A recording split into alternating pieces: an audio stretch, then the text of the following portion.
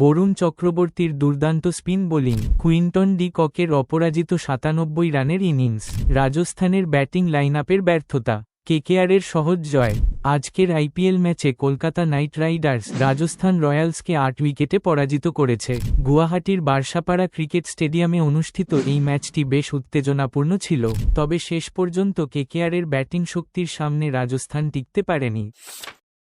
Rajasthan Royals toss জিতে প্রথমে bat করার সিদ্ধান্ত নেয়, কিন্তু কেকেআরের শক্তিশালী বোলিং আক্রমণের সামনে তারা বড় স্কোর গড়তে পারেনি। রাজস্থানের ওপেনার যশস্বী জয়সওয়াল ২৪ রান ভালো শুরুর ইঙ্গিত দিলেও দ্রুত উইকেট হারিয়ে চাপে পড়ে যায়। পাওয়ার প্লেতে ৫৪ রানে ১ উইকেট রাজস্থান। সঞ্জু স্যামসন ১১ বলে ১৩ রান, ক্যাপ্টেন রিয়ান পারাগ ১৫ বলে ২৫ রান করে কিছুটা সামাল দেওয়ার চেষ্টা করলেও তিনি বেশি সময় টিকতে পারেননি। বরুণ চক্রবর্তী ৪ ওভারে মাত্র ১৭ রান দিয়ে ২টি গুরুত্বপূর্ণ উইকেট নেন। মঈন আলী ৪ ওভারে ২৩ রান দিয়ে ২ উইকেট দখল করেন। হার্ষিদ রানা শেষ দিকে ২ উইকেট নিয়ে রাজস্থানকে ১৫১ রানে সীমাবদ্ধ রাখতে সাহায্য করেন।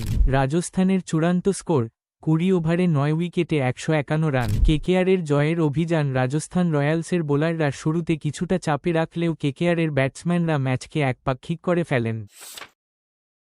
৬১ বলে অপরাজিত ৯৭ রান, যেখানে ছিল ৮টি ৪ ও ৬টি ছক্কা। ১৭.৩ ওভারে ২ উইকেটে ১৫৮ রান, ফলে ৮ উইকেটের বিশাল জয়। Player of the match Quinton de Kock তার ৯৭ রানের দুর্দান্ত ইনিংসের জন্য ম্যান অব দ্য ম্যাচ নির্বাচিত হন। এই জয় কলকাতা নাইট রাইডার্স আত্মবিশ্বাস আরও বেড়ে গেল, আর রাজস্থান রয়্যালসের জন্য এটি সতর্কবার্তা হয়ে থাকল। এই ম্যাচ নিয়ে আপনার কি মতামত? কেকেআর কি এবার আইপিএল জিততে পারবে? কমেন্টে জানান।